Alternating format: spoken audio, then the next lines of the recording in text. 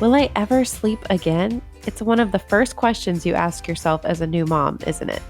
Sleep can be so hard to come by in the early days of parenthood, and many of us will try anything and everything to help our babies sleep better. Well, that's what we're here for. Today, we'll be talking with first-time moms and an experienced pediatric sleep consultant about infant sleep and strategies to help your baby sleep better so you can get some rest too. This is Newbies. He's gorgeous. It's a girl. Surprise! The whole family's here. So when are you having the next one? It's just poop. Ready for another? Wow, you look really tired. Ready to go back to work? Yellow poop? Seriously? Did you sterilize this? Sex? Now? You've got to be joking. You should sleep when the baby sleeps. She doesn't look anything like you. I thought you already had your baby. I did. Babies don't come with instructions, so there's Newbies, helping new moms and new babies through the first year. Welcome to Newbies. Newbies is our online, on-the-go support group guiding new mothers through their baby's first year. I'm Natalie Gross, mom to a 3-year-old boy and a brand new baby girl. We've got a great show today talking about how to help our babies sleep. Now, if you haven't already, be sure to visit our website at newmommymedia.com and subscribe to our weekly newsletter, which keeps you updated on all the episodes we release each week.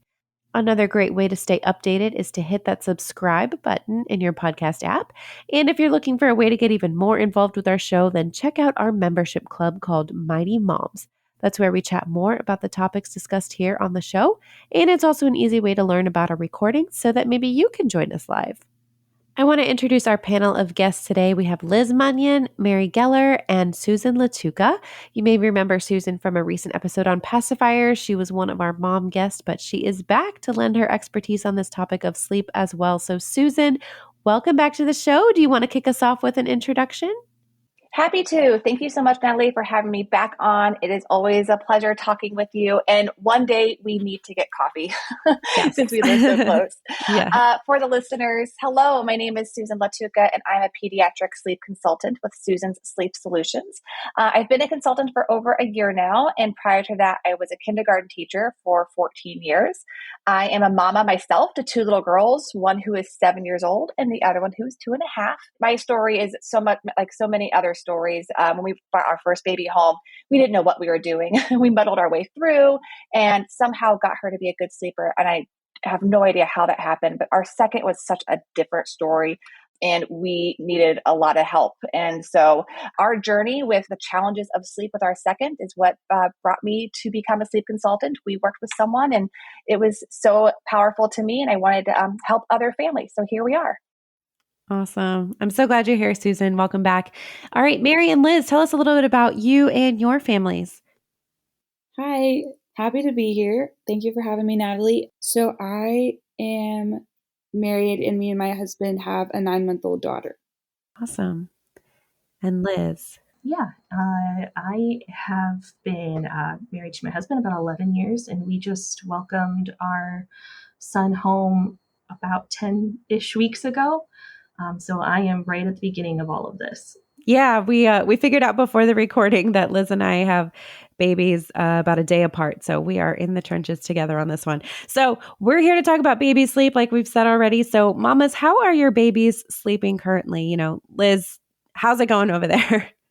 I actually have no complaints at the moment. This little man at night, he sleeps like a champ. Daytime is a whole nother beast. But at night he is out like light, and he's great in that aspect of it. It's just during the day, sometimes it'd be nice to get a little break once in a while. I hear you there. Mary, what about you? What's been your experience with your daughter's sleep? Yeah, similar situation. So she has been sleeping through the night probably since like 3 or 4 months. And it's, she's gotten sick a couple of times. So of course that has changed sleep for a little bit, but she's sleeping through the night now. But naps have never been easy. She's down to 2 naps and like we have good days, but I cannot for the life of me get her to nap for more than like an hour to an hour and a half at a time. And usually one of her naps is short. And so, yeah, that's where I'm at. Okay. Yeah. Did you go through the sleep regressions that everyone talks about? I don't know that I went through regressions per se, besides when she was sick. then she regressed, of course. Yeah, I'm not so sure about that, but naps have been hard. Yeah. All right. Well, we're going to talk about that and more when we come back. We're going to be chatting with Susan Latuca. She's going to be sharing some strategies and insight to help your baby sleep better, including what your baby's time awake has to do with their time asleep. Stay with us.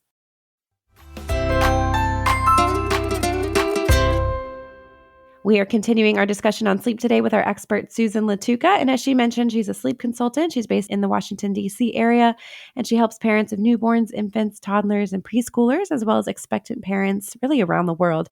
Susan has a bachelor's degree in child psychology from Miami University and a master's in early childhood from American University. You already heard that she was a classroom teacher for a while, so she has lots of experience helping kids and parents through challenging situations. So, Susan, to start, can you give us a rundown of what a sleep consultant is? What exactly do you do? Yes, and that's a great question. The idea of a sleep consultant is really new for so many people. I know I hadn't heard of one until we needed one.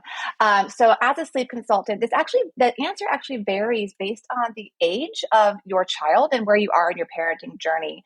So for expecting parents, I help educate them about healthy sleep habits, sleep basics for their incoming newborn, such as how to set up the nursery that's optimal for sleep, how to build a really great routine, and how to watch for those sleepy cues and to work with wake windows, which I know we'll talk about in a little bit.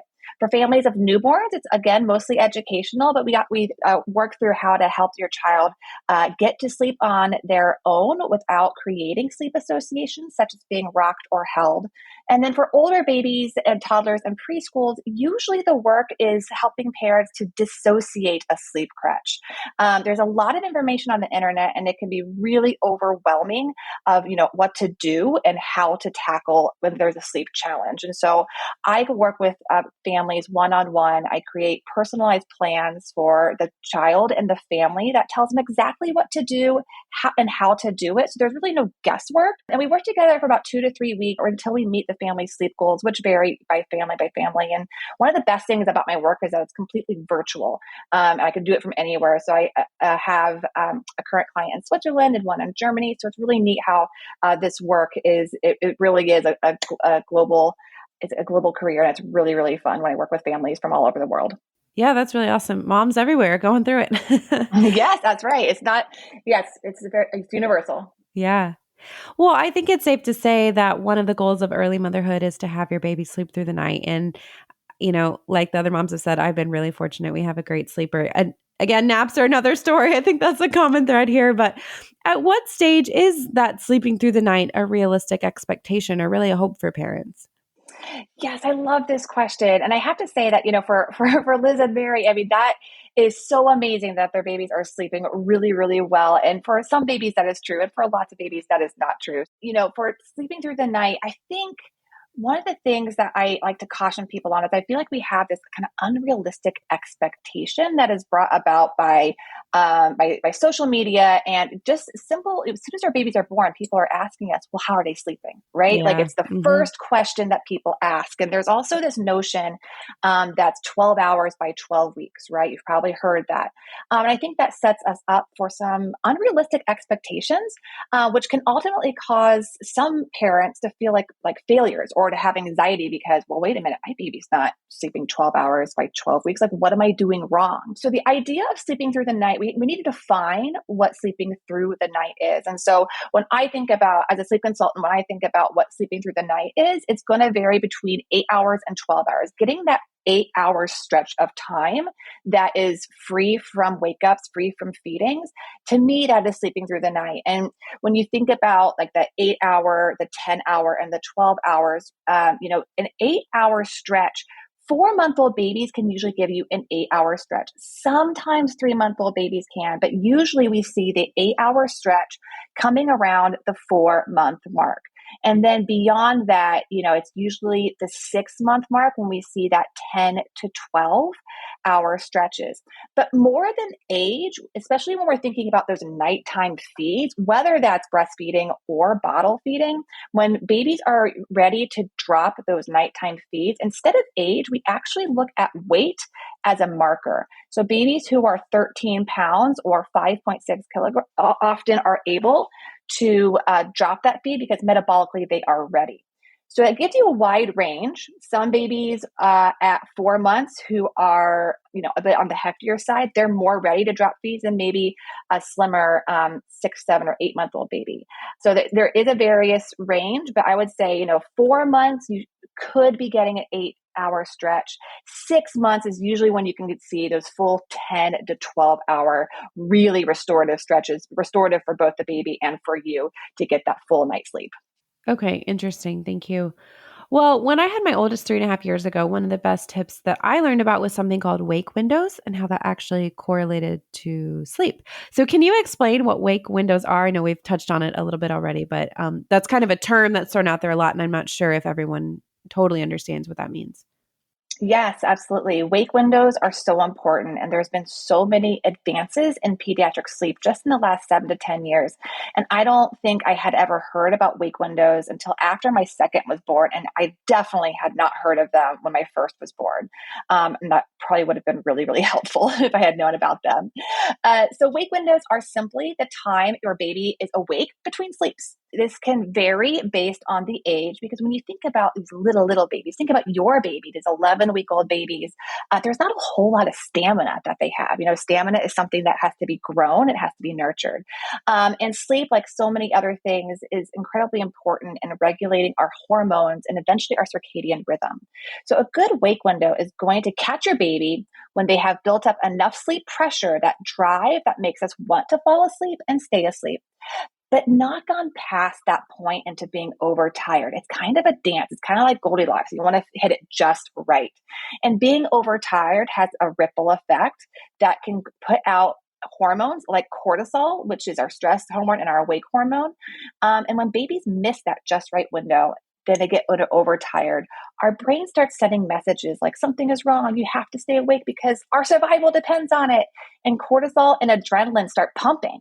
And those two hormones make it really hard to fall asleep. So oftentimes you hear of babies or children having a second wind, like they're so tired, but they're just not going to sleep. This is exactly what this is. The child has entered overtired, and those hormones are coursing through their bodies. So wake windows is that optimal time that your baby should stay awake and should also find sleep when they're put down to sleep. You should find sleep somewhat easily. You should be able to go to sleep in about 10 minutes or so. Wake windows are just so important in regulating the body's schedule, both from the hormone standpoint, as well as getting the sleep that they need during the day. And as the mom said, as Liz and Mary shared, those daytimes, the nights are generally easier, but those daytimes are a different story. And daytimes are just much more tricky because wake windows can be trial and error, and it's a process. It takes time to find your child's just right wake window. And, every baby has different needs. So your 11-week-old baby's wake window may just be slightly different than another 11-week-old baby. So it can be really, really challenging to find that wake window, but wake windows are just that much important to kind of keep your baby's body from being overtired so that they can find sleep. Yeah. Okay. Can you take us through the wake window goals, by age or is it by month? Yeah, that's a great question. So I can definitely send you a graphic so that you can put it in the show notes. Yeah. That will show that. But basically, as babies grow, both physically and cognitively, their stamina grows with them. And of course, understanding that the first year of life, there's so much growth that happens. And so those wake windows do grow pretty quickly, pretty significantly. So newborns until 6 weeks of age are usually looking at a 45 to 60 minute wake window. And when I say wake window, that includes from when they wake up to go to sleep. So this includes your feeding, and it includes your diapering. It includes any playtime. So thinking about a newborn's 45 to 60 minutes, and if you're feeding them for 20 minutes, you're not really having a whole lot of interactive time. So that's something to keep in mind, that they really do sleep most of the time. Newborns sleep about 18 hours of the 24. So they're asleep the majority of the time. At 6 weeks until 12 weeks, that stretches to be about an hour to an hour and 45. Again, we have that range because every baby is different. From 3 months to 6 months, it's usually an hour and a half to 2 hours of wake time. From 6 months to 9 months, about 2 to 3 hours. At 9 to 12 months, it's going to be more along the 3-hour time frame. And then 12 to 18 months, you're looking at 3 to 4 hours. And then 18 months, so that year and a half mark, you can usually get that 4 to 5, sometimes even 5.5 or 6 hours wake windows. Okay. Interesting. Well, we hear the phrase never wake a sleeping baby a lot, but I'm curious if that's actually good advice. And to kind of give a personal example here, we actually do struggle with naps, but she was taking a really long nap yesterday, my daughter was, and so she was about to go past the recommended 2 to 3 hour feeding mark. So I was worried it was going to mess with her bedtime. Should I have gotten her up or let her keep sleeping as she was content? And this is a question that comes up a lot among my mom friends. So I'm curious to ask the expert here. Yes, so there are times you are going to need to wake a sleeping baby, and you've named a couple of them. Like one for those special, especially for those little ones, when it's time for a feeding, you're going to need to wake them up. Now, depending on how much your baby weighs and depending on the health of your baby, you may not need to wake them up overnight necessarily, but those daytime feeds are so important. So if their sleeping is going to impact too big of a time between their feedings, it definitely might be something to wake up. You want to take a look at how much sleep they're getting throughout the day. And sometimes too much sleep during the day can impact nighttime sleep. So, you'll want to take a look at those naps to see, how much sleep has she gotten today during the day. And if it's kind of edging up on the max daytime sleep for her, then go ahead and wake her up. And then third of all, usually naps don't go past 2 hours. 2 hours is kind of like a nice round number that keeps babies on track by giving that nice restorative sleep time. 2 hours is a significant amount of time, and it keeps them on track for their feedings. It keeps them on track for their next wake window and for their next step, so that their nighttime and their bedtime is not impacted too greatly. Thank you, Susan. That was so much great information. Well, we're going to take another quick break and then come back. We're going to keep hearing from Susan, obviously, and then bring back our moms, Liz and Mary.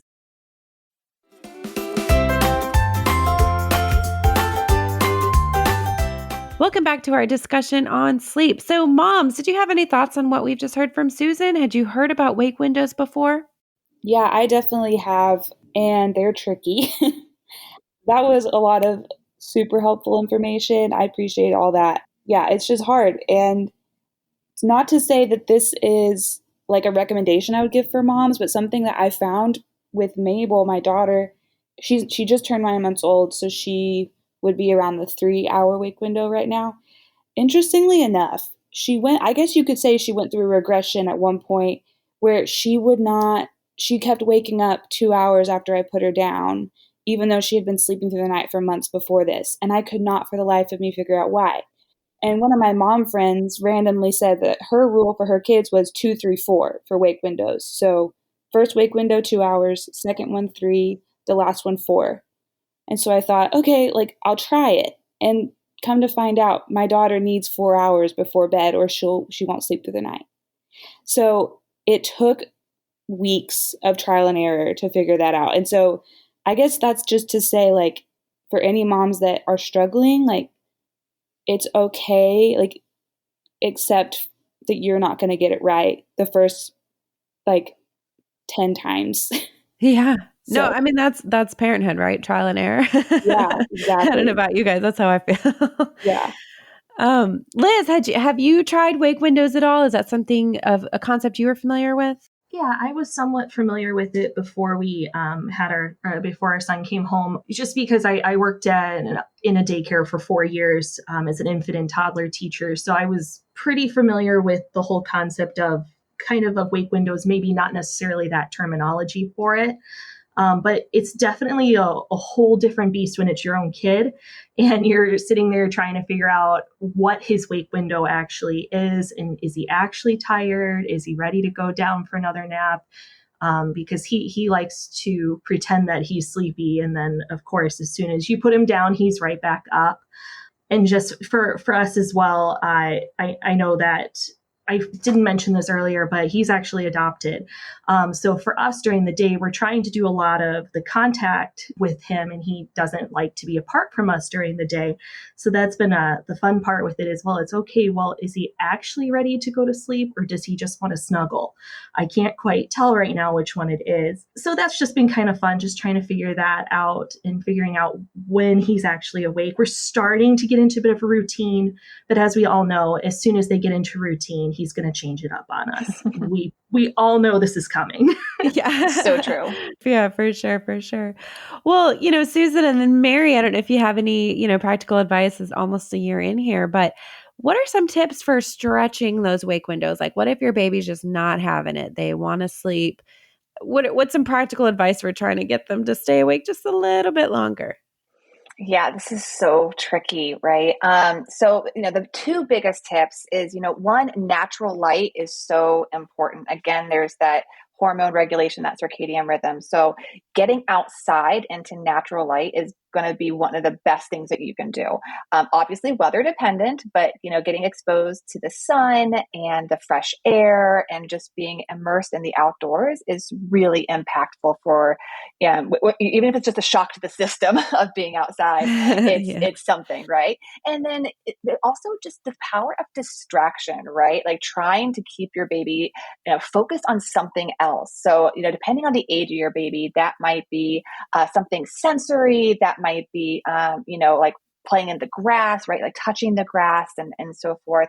There's lots of different things you can just do to distract. Maybe it's giving them a bunch of different toys for like 15 minutes, but just something to kind of keep them occupied until you've gotten within a shot of your wake window, right? Wake windows again are not perfect, as we have been talking about a little bit. And so, if you're close enough to your wake window and you've been trying for a long time to stretch that wake window to get them there, if you're within about 15 minutes of it, and you can go ahead and give that a try, right? Because your baby is definitely giving you signs that they are ready. So at that point, go ahead and give in a little bit early and let them go ahead and get some extra sleep. Yeah. Mary, anything you've done that you want to share? Yeah. I mean, even though it wasn't that long ago, I feel like I'm kind of far from like those early days when like it was minutes that mattered, like the 5, 10, 15 minutes of stretching. I do remember I would read books sometimes or just bring her to the window, like the natural light, like Susan was saying. I can definitely speak for now when her wake windows are really long. And I am a stay-at-home mom also. So I feel like even just for my sanity, I just need ways to break up the day. And having friends over helps a lot. Just giving her other faces to look at, people to interact with, that's huge. And taking her on walks is huge, like Susan's saying, that natural light and getting fresh air.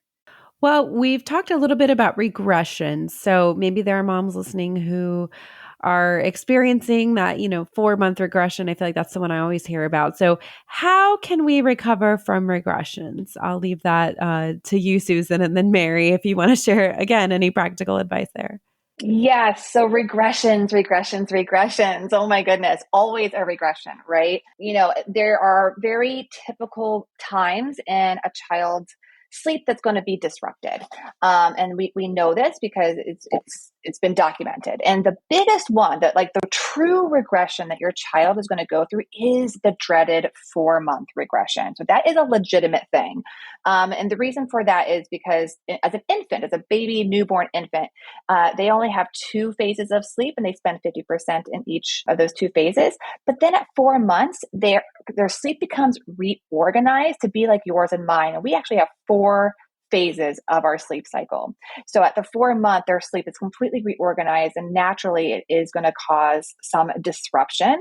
And so babies who are struggling to put themselves back to sleep may wake up more and need more assistance back to sleep. So 4 months is a time where so many parents reach out to me and are just talking on the mommy blogs about how do you get through it?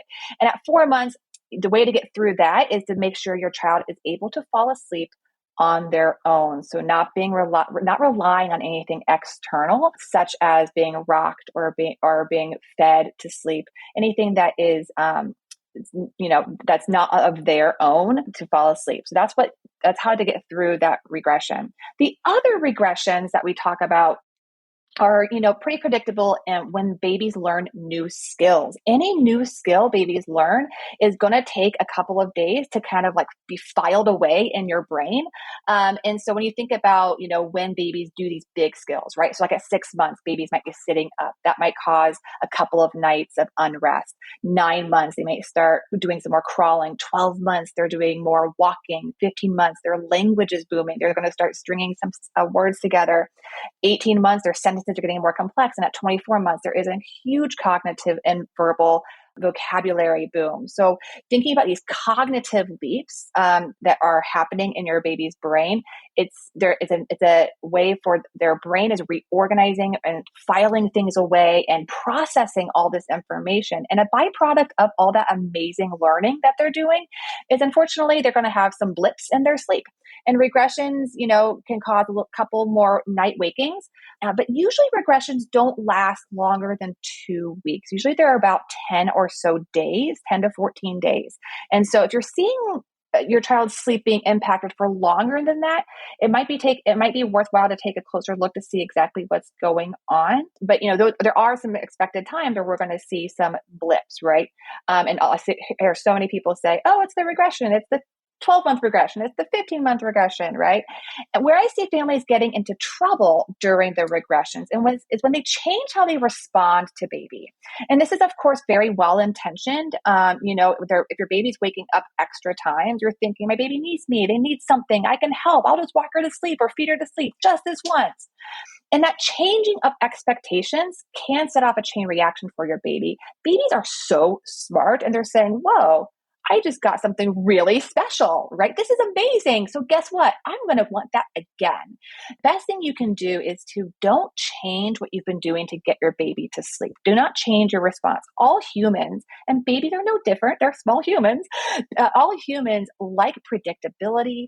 They like consistency, and they do like boundaries. All those things make us and babies feel secure and cared for. So when you are having those really exceptionally rough nights and you're thinking it might be a regression, don't change what you're doing. Don't change how you've gotten your baby back to sleep, because regressions will end over time. And so just keep on going with what you are doing to kind of get through it. And if the trouble still lasts beyond that, that might be something to take a closer look at. Liz, that's what we have to look forward to, that 4 month. Oh yeah, I have been absolutely dreading it. I like my sleep. I know. Yeah. Well, he hasn't even been interested in trying to roll over yet, so I think I have a little bit of time. But yeah, definitely nervous. That's actually a question, Susan, that we should talk about when it comes to sleep. A lot of parents start swaddling their newborns. When is it a time that you need to kind of switch that up, take them out of the swaddle into a regular sleep sack? Yeah, another great question. So swaddling is so important, and it's so recommended for our newborns, right? So swaddling is definitely a great thing. It mimics the womb, that tightness, that closeness, that snuggly feeling. So swaddling is fantastic. Usually, every baby is different, but usually between 8 weeks and 12 weeks, it's time to start transitioning out of the swaddle. And this is mostly because of safety reasons, right? Babies at this point can start to roll over, and the concern is that their arms might be trapped, and so when they roll over, they get stuck, and we don't want that. So, and they were starting to get more active and more exploratory, and they want to self-soothe, and oftentimes that involves their hands and moving their feet and moving their arms around in different ways. So finding ways that are comfortable for them. So between 8 and 12 weeks is a time to start getting into a sleep sack or a transitional swaddle with their arms out. And that can be really scary for a lot of parents whose babies are sleeping really well in this nice snuggly little swaddle, and then all of a sudden their baby's arms are out and the baby doesn't know what to do with it. And then parents are just like, the sleep changes. The sleep has the potential to change for that. But yeah, between 8 and 12 weeks is the ideal time to transition out of the swaddle. Okay. Yeah. I also heard like when they're rolling and stuff. So my Yeah. daughter rolled for the first time today. So I'm like, Yes. no, I need my sleep. I know. Yes. Yep. Don't grow up. Selfishly, right? Yeah. Well, so there might be parents out there listening who are afraid they might have missed the boat on helping their little one sleep, or maybe they've tried every strategy we've talked about and things are just not clicking. What might be some signs that it's time to get outside help and look for a sleep consultant? So, it's important to know that if something's working for your family, then that's great. So if you're happy nursing to sleep or rocking to sleep and it's not causing problems for your little one or for you, then there's no reason to fix it. Family and parent is different, and it's important to honor that. But I also want to add that sleep is a skill, and it comes naturally for some and not as naturally for others. It's just like playing soccer or singing or eventually reading, and sleep can be taught. So when your baby can't go to sleep or relying on something external and can't go to sleep without being rocked or held, or you're having rock them for hours just to get a 45-minute stretch of sleep, or your baby has to be fed multiple times a night just to go back to sleep, or is only taking naps when they're in the car or in the stroller, when they're relying on that thing to get them to sleep and they're not able to do it on their own, and those things are not working for you, then it's time to seek some help. And there's lots of different methods of help. There's do-it-yourself methods. There's consultant like me methods. There are ways to get the help that your family needs to teach your baby how to have independent sleep skills, falling asleep on their own, so that they can get the sleep that they need and so that you can get back to the sleep that you deserve. Yeah. Well, as we get ready to wrap up here, mamas, do you have any questions for our expert here? We have her. She's all yours. So I guess, my biggest thing, I think Mary mentioned this too, for us, it's those daytime ones. Is there anything that we can do to help stretch those naps during the day besides, just the wake windows? Is there anything we should be doing to help set us up for success for during those daytime naps? Yeah, that's another great question. So wake windows are going to be your first thing to check, is the wake windows. And also keep, think about what you're doing during the wake windows as well. Putting the baby in a rocker is very different than actually stimulating the baby and reading to them or playing with toys and things like that. Something that is going to cognitively wear them out or physically wear them out a little bit. So think about what's happening during that wake time, to kind of, get them a little bit more ready for sleep. And, it's 45 minutes is a very typical nap, especially for 4 months and older. 45 minutes is a very common nap. That is one sleep cycle, right? And so, that takes time to lengthen. And if babies have the ability to fall asleep on their own, that's just something that they're going to have to practice, putting those two sleep cycles together and having the time and space to be able to try putting those sleep cycles together. So when your child wakes up from a short nap of 45 minutes or so, leave them in the crib for about 15 minutes and see what they do. This gives them a chance to put themselves back to sleep. And so, giving them the time and space to do that is important. And, the other biggest thing is just not to give up, just keep on trying. Because, as you've noted, it's just really, really hard to get babies to sleep well. Right. And so just have some grace for yourself, have some grace for your babies, and think, and really maybe really dig a little bit deeper into, how are they falling asleep? And is there an issue with that and why they're not able to connect the sleep cycles? And if there isn't an issue of they're relying on something else, it's just a matter of giving them that practice to connect those sleep cycles, to elongate those naps into those beautiful 80, 90, 100-minute naps that we so crave. How realistic is it to have a consistent nap schedule where it's I know they go to sleep at this time and this time every day, and they usually sleep for about this time, this amount of time? Yes, this is my favorite questions to tackle. So we've spent a lot of time talking about wake windows. And those wake windows are really important, especially for the little babies. The little babies, usually about 7 months or younger. Once your baby reaches roughly 7 or 8 months, when they start going into the 2 nap a day, at that point, you can be more regulated into a set schedule.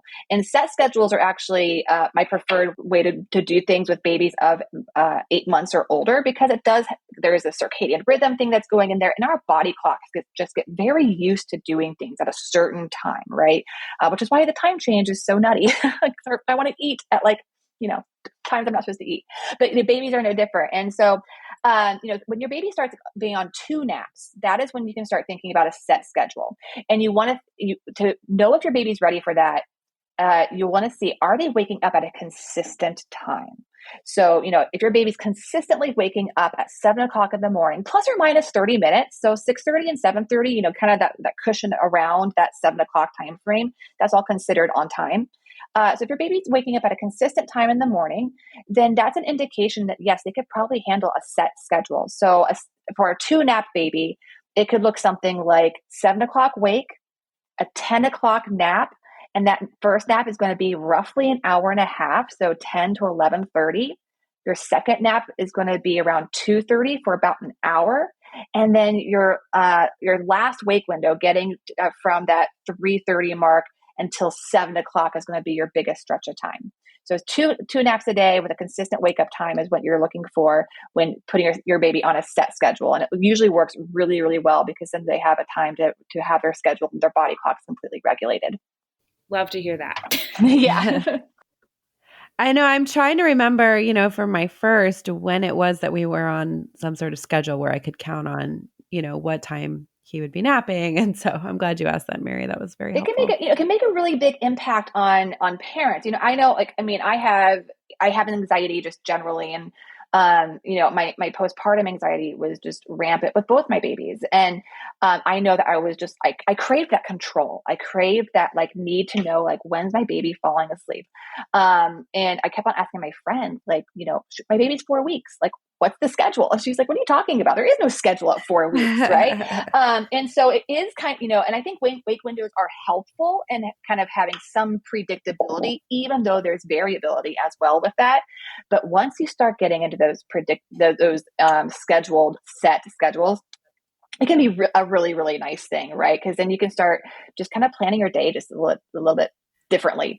And it's fun to be able to plan around it and just have that predictability for as a mom, for my own anxiety, it's okay, I know these 2 things and I got that down. It makes me feel so much happier. Yeah. For sure. Yeah. Well, as we wrap up, I want to leave our listeners with some encouragement or some hope, maybe for moms going through, short sleeps or those regressions, short naps, like we talked about. Yeah. So remember that sleep is not linear. There are going to be bumps. There's going to be hiccups. Once you've figured it out, your baby's going to change it on you, even in the best sleepers. So, keep on going. Change can happen. If you want change can happen at any time, at any age. There's no too late to get the help or support that your baby needs to get the sleep that they need. Sleep is a skill. You haven't done anything wrong. And some babies are just more natural sleepers than others. So if if your baby's having a hard time sleeping, remember, you haven't done anything wrong. Sometimes there's just, they just need to be taught a bit differently. And I firmly believe that families and parents are doing exactly what they can with what they have to be the best parents that they can be for their baby. And I don't think that we hear as often as we should that you're doing great. You are enough, you're not alone, and there is support if and when you need it. Mary or Liz, did you have anything you wanted to add? Yeah, I mean, second all of that. I wish Susan was around the first few months to be telling me that. Yeah, I would just say I would encourage you to be patient with the process and enjoy your baby, because I think it can be really easy. At least for me, it was easy to get really obsessive about it. And there's definitely a place to be learning and trying to apply these practical tips for the health of you and your baby. But just enjoy your baby and embrace the season. I guess I don't have too much more to add since I'm kind of at the beginning of all of this, but I can say that all of this has been super helpful in just letting me know that we are on the right track and that there is not anything that's necessarily completely normal at this point, and he doesn't have to be on a set schedule for a while. And that makes me feel a whole lot better about where we're headed. Good. Awesome, ladies. Well, thank you so much, all of you, for joining me today. Listeners, you can find more information about Susan's business at susansleepsolutions.com.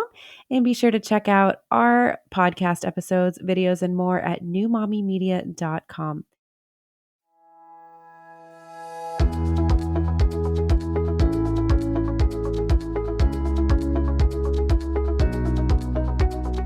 That wraps up our show for today. We appreciate you listening to Newbies. Don't forget to check out our sister shows, Preggy Pals for expecting parents, Parent Savers for moms and dads with toddlers, the Boob Group for moms who give breast milk to their babies, and Twin Talks for parents of multiples.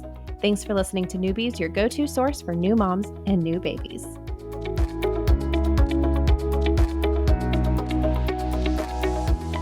This has been a New Mommy Media production. The information and material contained in this episode are presented for educational purposes only.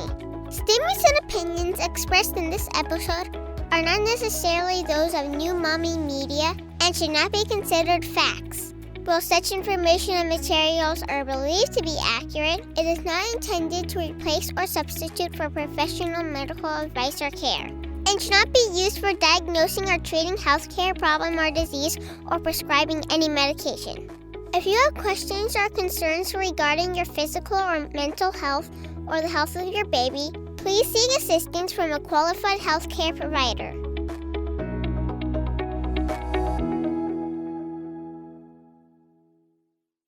Hey mamas, don't forget to check out Mighty Moms. It's our online community built for new moms just like you.